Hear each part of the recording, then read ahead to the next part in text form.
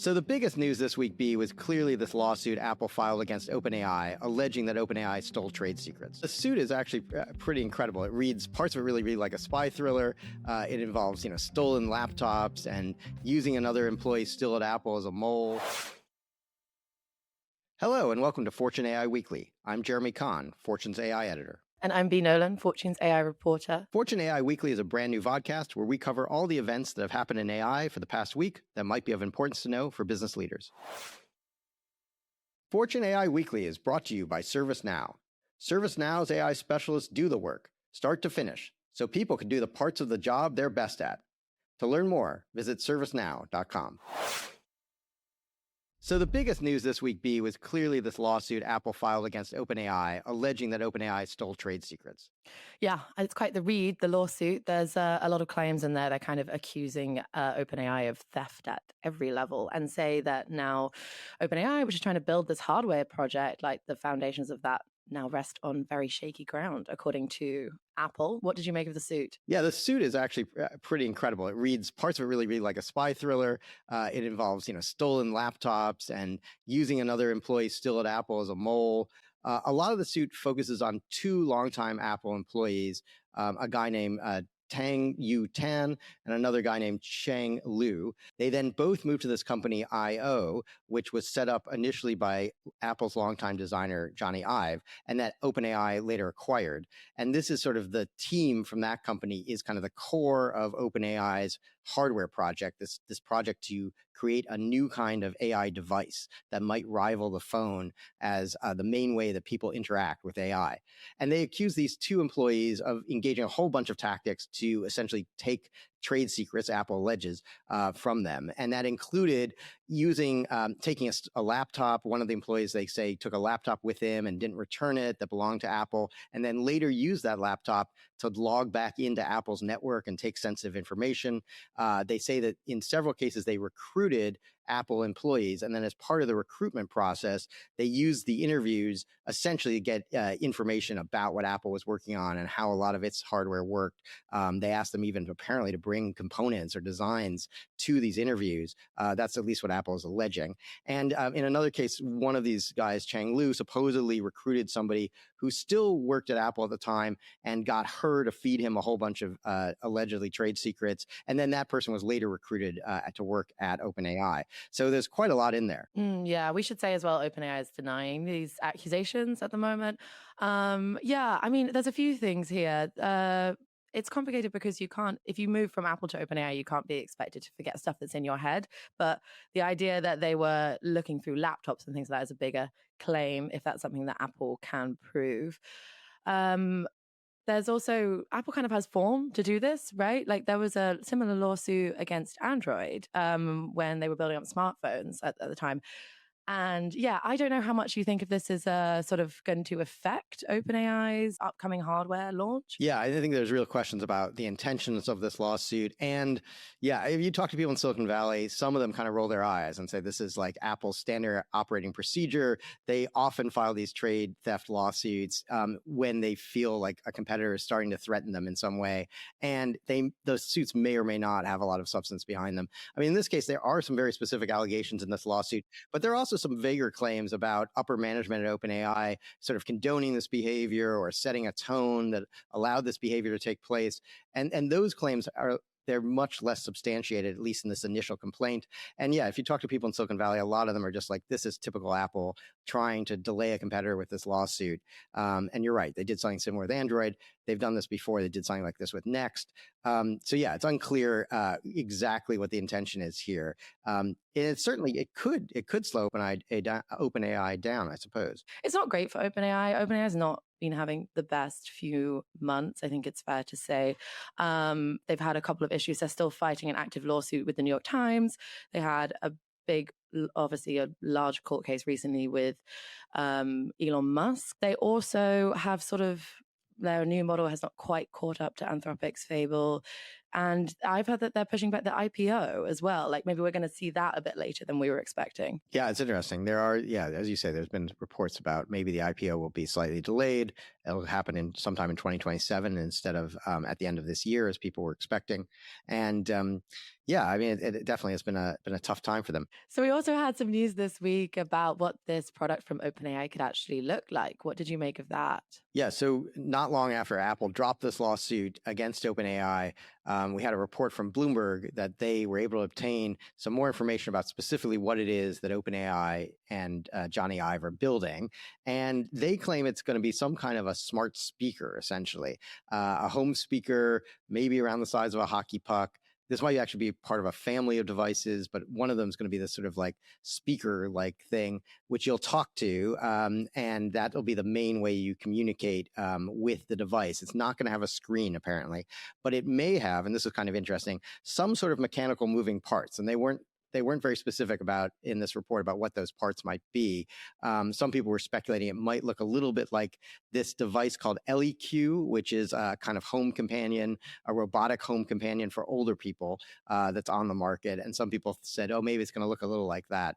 What did you think of this story, B? Yeah, I mean, it's interesting. I feel like it makes a lot of sense to have something you can speak to rather than having to go onto like a screen all the time. I think of examples like if you're trying to get a cab from somewhere, like instead of having to open all these other apps, you can have this kind of like centralized product. But I mean, Sam Altman has been saying for some time that he thinks that the AI revolution needs its own kind of hardware device that could basically displace the smartphone. No, absolutely. I think that's why Apple may be worried, and maybe why they filed that suit, is the idea of this other device, whatever it is, could displace the iPhone essentially as the primary device people use. It'd be very interesting. And I think there's a lot of pressure on Johnny Ive here and on Sam Altman to see what they come up with. Ive, of course, was so instrumental in creating the iPhone in the first place. It would be quite a second act if he also creates the replacement device. Yeah, we should also say that Johnny Ive is not named in the suit specifically, but his company is IO. So it's interesting. Another sort of potentially bad news for OpenAI this week, we had some pushback from Microsoft about a pushback on the Frontier AI labs. And this kind of mimicked something that Alex Karp had said as well. So what do you make of this? I was wondering, are we seeing these big tech companies turning on the AI labs at the moment? Yeah, so it's interesting. So I wrote about Alex Karp a few weeks ago in Fortune's AI newsletter, and you wrote about what happened this week, which was that Satya Nadella, Microsoft's CEO, had a blog out in which he echoed a lot of the same points that Karp was making. He said basically these frontier AI model companies are kind of rapacious, that they are essentially kind of secretly hoovering up all of this key data from their customers, information that's really kind of corporate know-how and IP, things about how their processes work, what good product outputs look like, in that business, and that this essentially would allow these frontier model labs to potentially compete or have put out products that compete with their customers in the future. And of course, Satya Nadella is saying that this is a terrible sort of situation, and customers don't want to be in that situation. Yeah, I know you wrote about this. So why don't you tell us a little bit more about your views on it? Yeah, I mean, it does seem like it's a bigger trend. So there was Satya Nadella, there's Alex Karp. They're basically saying, you're paying twice for these models, right? You're paying for the tokens to use them, but then you're also giving these frontier AI companies a lot of information that could essentially help them train a competitor. And this is obviously going to concern a lot of enterprises. But it wasn't only them. We saw David Sachs weigh in on this as well. I think it was on his podcast, but he said he really agreed with these opinions, and he accused OpenAI and Anthropic of having this like duopoly. So this is really concerning for enterprises, and it kind of may nudge people potentially towards open source. I think it's fair to say that open source is having a bit of a moment at the moment. Companies are worried about a couple of things. Like, firstly, the cost. It's easier to control the cost of open source models. And secondly, like having more transparency, these governance issues.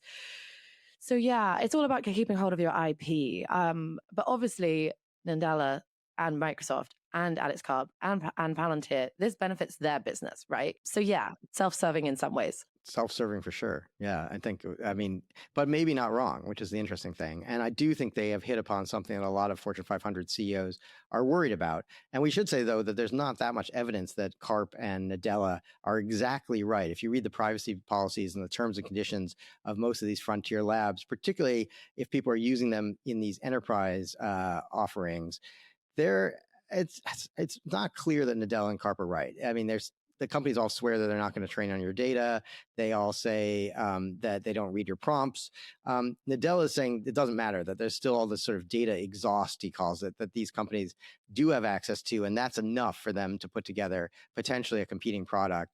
Plus, I've heard some other people say, well, if you really read the terms and conditions very carefully, they define away some of these things. Certain things that the company might think of as proprietary data are defined in the terms and conditions as perhaps not, and that gives the model labs the ability to train on that information. So it's an interesting debate, and we'll see how it kind of shakes out going forward. But it's definitely the case that Microsoft and Palantir, want this narrative out there because it helps their business. Yeah, I think I saw a report that Microsoft was kind of briefing its salespeople that it should, when it's selling its in-house models and pushing people towards its in-house models, to say, this is going to give you more control and bring up these governance issues and the cost issues. So it potentially speaks to a bigger shift in the way that big tech companies are pitching their products to enterprises at the moment, and really playing in on those concerns. So perhaps you don't need frontier level capabilities, like mythos level capabilities, to do everything in your company. Perhaps this is their argument. Perhaps it's more important to have more control over your data, and to be able to control your own spend as well. So B, you mentioned a little bit about open source models, and there was quite a lot of open source model news this week, particularly from the Chinese open source model providers. They're leading the world right now. And there was a big conference in China, the World AI Conference in Shanghai. All of the leading Chinese AI companies were present there. Chinese President Xi Jinping appeared at the conference and gave a speech, which we'll talk about in a minute. There was some pretty big news coming out of this conference in terms of model drops. We had Moonshot AI drop a new Kimi K3 model. What was that all about, B? Yeah, this is the largest open source model to date, and it's pretty impressive. It's pretty competitive with a lot of the closed source models coming out of OpenAI and Anthropic. It's not quite top tier in terms of reaching Mythos or GPT 5.6 level capabilities. But it's interesting. I mean, China's been leading the way in open source for a really long time, but this feels like a really significant step. Yeah, no, absolutely. This is making a lot of headlines, this model, because it seems to have gotten up close to the abilities of some of the proprietary models from, as you say, OpenAI and Anthropic. Kimi, Moonshot itself claimed that Kimi K3, beat Fable on some benchmarks. I think the independent testing so far shows that's not quite the case, but this is still a very competitive model. It might be like the third best model in the world right now, and that is pretty impressive for an open source model. Yeah, and pretty impressive to be coming out of China as well. I'm not sure there is an open source model coming out of the States at the moment that can compete with something like this. Yeah, no, we've not seen anything come out of the US that could do that. And, these models are available at a fraction of the cost of what the proprietary models would cost for the same tasks in a lot of cases. Yeah, I wonder if this is going to kick off some more national security type concerns, especially around the cybersecurity stuff. This model is very good at coding, which can mean it can have quite dangerous cybersecurity capabilities. It's also open source, so everyone can use it. So I don't really know what way this seemed like it could be a problem for the administration. It's a little political as well. I know that there was an interesting speech at this conference as well. Yeah, so we had this speech by President Xi Jinping at the conference, a major kind of address from him on AI. He said a couple interesting things in the speech. One is he came out very much in favor of open source and the continued spread of Chinese open source models to the rest of the world. And that's important because there had previously been some reports that China was considering restrictions on, not allowing their best models to be exported, a sort of rejoinder to the fact that the US had slapped some export controls on Anthropic's Fable and Mythos model, that the US seemed to be limiting, at least at first, OpenAI's release of GPT 5.6. So I think, there were some reports that, China was considering export controls as well, and maybe China was getting unhappy with having its best technology freely available to everyone. So in terms of open source models, we also saw a new model from Mira Murati's Thinking Machines. This is their new Inkling model. Also open source, it is not quite competitive with the closed source models from OpenAI and Anthropic, also not quite competitive with the Chinese open source models at the moment. But it's still an interesting release. What did you make of it? Yeah, so this is a fairly solid model from Thinking Machines. But I think some people were disappointed because this is a company that has raised a lot of money. It had the largest seed round in history. It's got a very high valuation. It's also a lab that has some struggles. They lost some employees. The initial team was a lot of OpenAI employees. Some of those people have now gone back to OpenAI. Some of them have been recruited away to Meta's AI effort. And there was, I think, concern about what was actually happening with the startup. Would they ever put out a model? Some people were worried. But they have put out a model now. It's a solid first attempt, I'd say. It's not, as you say, it's not, by their own admission, not the most powerful out there. It's a 975 billion parameter model, which is pretty large for an open source model.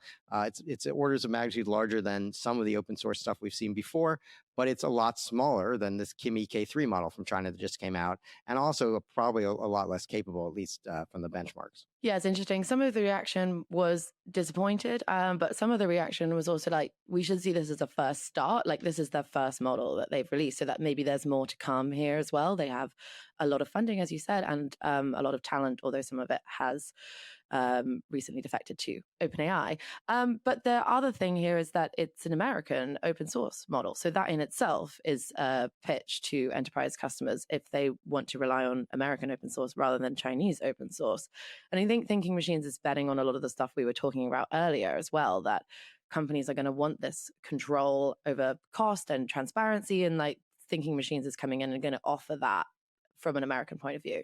So another thing we had happen this week is that Demis Hassabis, the CEO of Google DeepMind, put out a blog post in which he called for a new kind of regulatory body for AI. He said there should be a US-led but company-funded independent regulatory agency. He said it could be modeled on FINRA, which is one of the financial regulators in the US, and that essentially there should be this voluntary process, at least at first, where labs submit models for testing to this agency, and the agency kind of gives them approval before the model is released more widely, and the labs as a whole can contribute to formulating what they think the standards should be for these tests, and that eventually this could become a mandatory process.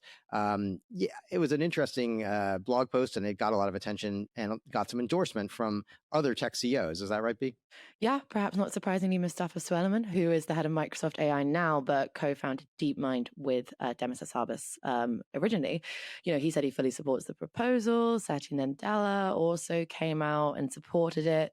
Sam Altman also gave it its backing. According to some reporting in Axios, Demis Hassabis has sort of been pitching this to the Trump administration for a while as well. It's not something he's sort of come out with. He's sort of been formulating this for a while. Also got some criticism, right? Yeah, so some people did not like this proposal, in part because of the funding mechanism that Hassabis is suggesting. He's saying the labs should essentially fund this agency, and a lab should actually have a big part in helping decide what the standards should be that the agency is trying to enforce. And it is true that he took this model from FINRA, this financial regulator, but FINRA itself has been criticized for some conflicts of interest because it has a similar kind of funding model where the big banks and brokerage firms contribute the budget to FINRA, and then FINRA is the one who's trying to regulate essentially their employees. FINRA in the past has done a pretty good job of going after some of these kind of bucket shops on Wall Street, which try to get old ladies to and older folks to kind of give up their savings and invest in dodgy stock deals. FINRA has sometimes been accused of not going after kind of the biggest players in the industry, and not surprisingly, it turns out those players provide a lot of its budget. So I think some people were saying the problem is that this agency would suffer from exactly the same kind of conflict of interest problems potentially. Some other people didn't like the fact that it was voluntary. So you had Yoshua Bengio, who's one of the kind of AI godfathers, come out and say he liked the proposal in theory, but he really thought it should become a mandatory kind of regulatory agency much faster, and there should be a clearer path for making that happen than what Hassabis laid out in this blog post. Yeah, I mean, that was sort of an inevitable response from the safety people, I think. It's interesting to me that you have all the big tech CEOs aligned on this, basically really encouraging some form of regulation, which even if it is self-regulating, but that's a different place than where we were 6 months ago. And I think it's coming in part from the confusion around the Trump administration's regulation policy towards AI. Like, people want clearer rules and they want more transparency. And, I was interested as well that in this proposal, there was one of the things that proposed in it was that if AI development gets to a dangerous place, like the company should come together and perhaps think about pausing development, which is something that tech companies have been traditionally quite hostile to. So it does seem like we're seeing a bit of a mood shift on the regulation front from the companies. No, I think that's true. And I think there are some smart things about this proposal. The fact that it is self-regulatory, I think makes it maybe the Trump administration is going to be a little less allergic to it than something that would be actually a fully government-run agency. And the fact that you have the labs paying for it directly, maybe that makes it more appealing to folks in the Trump administration than having to spend taxpayer money on this. Yeah, definitely. Yeah, it's definitely one to watch. I think Hazaba said he wanted this up and running by the end of the year. So we'll have to see how it goes down. Well, that brings us to the brain food section of this week's podcast. We had some interesting research come out from Anthropic around the idea of alignment. B, what was this all about? Yeah, Anthropic ran this big stress test on AI models, basically, not just its own, but ones from OpenAI, Google, XAI, DeepSeek. They basically put the models into like fake simulated work scenarios, like being an AI coding assistant or like helping to run a company, and tried to watch what they would do when no one was checking in on them. So it's really interesting research. I mean, what did they find? Yeah, so they said that there were some new they called them misalignment modes that they discovered. And we should say alignment is this idea of, do the models consistently follow human intentions and human values? And that, of course, we want models to do this because that makes it much safer. We don't want them doing things on their own that violate kind of user intentions or that most people in a common sense way would find, appalling or dangerous. Yeah, it's really interesting. Anthropic did some research a while ago that made headlines. It was sort of maybe slightly misunderstood, but this idea that if the models were pressed, they would turn to things like blackmail to get their way. So the idea is that Anthropic found that these AI agents are not behaving in the way that the company wants them to behave. And that's obviously a problem if they're in stressful scenarios. And that's obviously a problem for enterprises because you want to be sure that your AI agents are going to do what you want them to do. So we saw a couple of examples. There was models that were secretly sabotaging their own tasks. Another one was helping to cover up fraud. We saw this thing about like grading tests unfairly on purpose. There was another one where I think this one was a Claude model found a safety problem and it got blocked from reporting it directly. So it taught a human coworker through how to leak the concern externally instead. So yeah, there's a couple of concerns here. Yeah, no, absolutely. That one about sort of getting the human to be a whistleblower on your behalf, on the model's behalf, was an interesting one.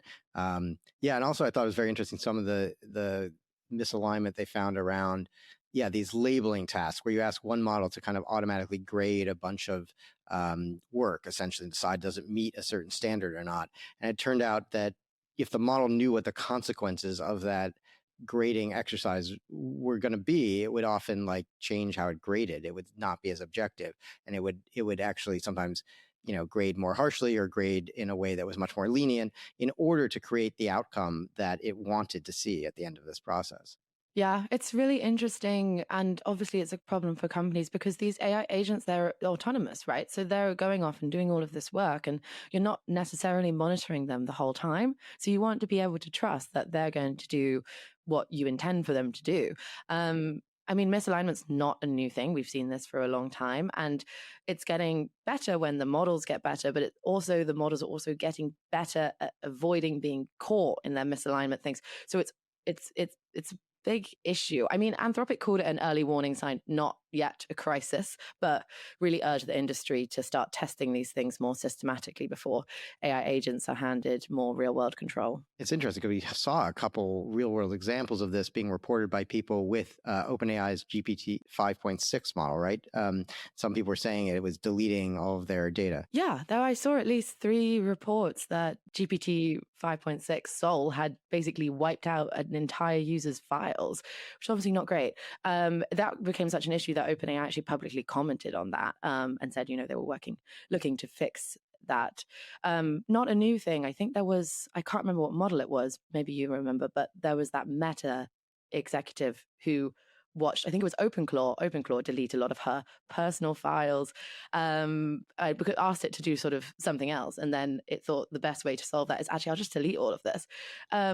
Obviously, huge problems. This is not how you want your AI agents to behave, and you really need to be able to trust that they're doing what you want them to be doing when they're in your company infrastructure as well. Yeah, no, absolutely. Yeah. And I think it was OpenClaw that had that issue before. It does seem to be like all of these autonomous agents have this tendency potentially to go off and do something, that you do not want it to do, that could cause you at least a lot of inconvenience, if not something worse. So yeah, it's interesting times. Yeah, I don't know. Yeah, I think that Anthropic really just wants more testing on this, so they can kind of identify why these things are happening and how to fix it. Well, that's all the time we have for today on this week's Fortune AI Weekly.